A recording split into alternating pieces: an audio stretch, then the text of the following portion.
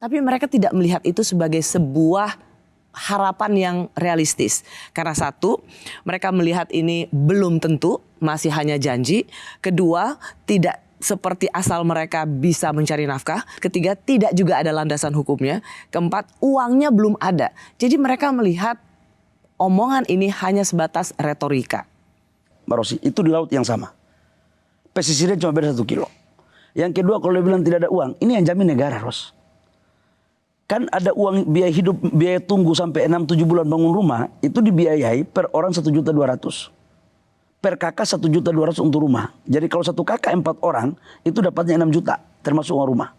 Itu dikasih 3 bulan duluan di muka. Berikut begitu mereka geser, kita tentukan mereka, ini tanah kalian di mana? Pilih. Kan ada klaster-klasternya. Pilih langsung sertifikatnya dikasih. Yang berikut, ia mengelola dana ini kan dana BB Batam. Dan itu kemarin di atas itu sudah kita putuskan.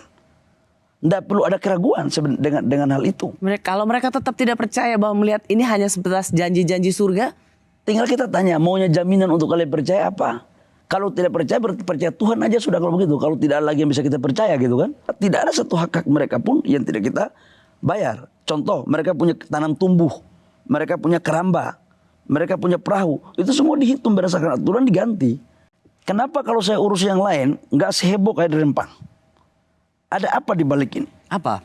Batam dibuat oleh zamannya Pak Harto, Pak Habibie itu kan dalam rangka menyaingi negara sebelah. Singapura. Oke. Dalam proses selanjutnya, ketika ada investasi besar tahun 2004, 2003, nggak jadi. Masyarakat tolak. Saya juga tahu dari mana itu sumber uangnya. 2010 ada investasi besar, begitu juga. Sekarang 2023 juga akan dibuat begitu. Artinya bahwa betul ada persoalan keluarga kita di sana, ada persoalan sosial.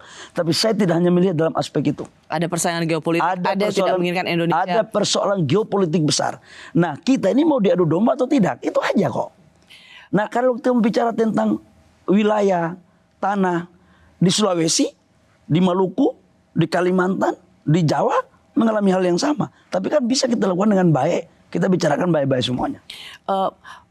Sebenarnya ketika misalnya ada negara secara geopolitik ingin mengaco atau memberikan kekacauan supaya Indonesia tidak maju, itu oke lah, itu bagian dari sesuatu yang memang harus diwaspadai. Tetapi kan pemerintah pusat maupun pemerintah daerah harus mengerjakan PR-nya juga. Supaya tidak ada free rider di sini. Tidak ada oportunis baik dari dalam maupun dari luar yang ingin mengambil keuntungan.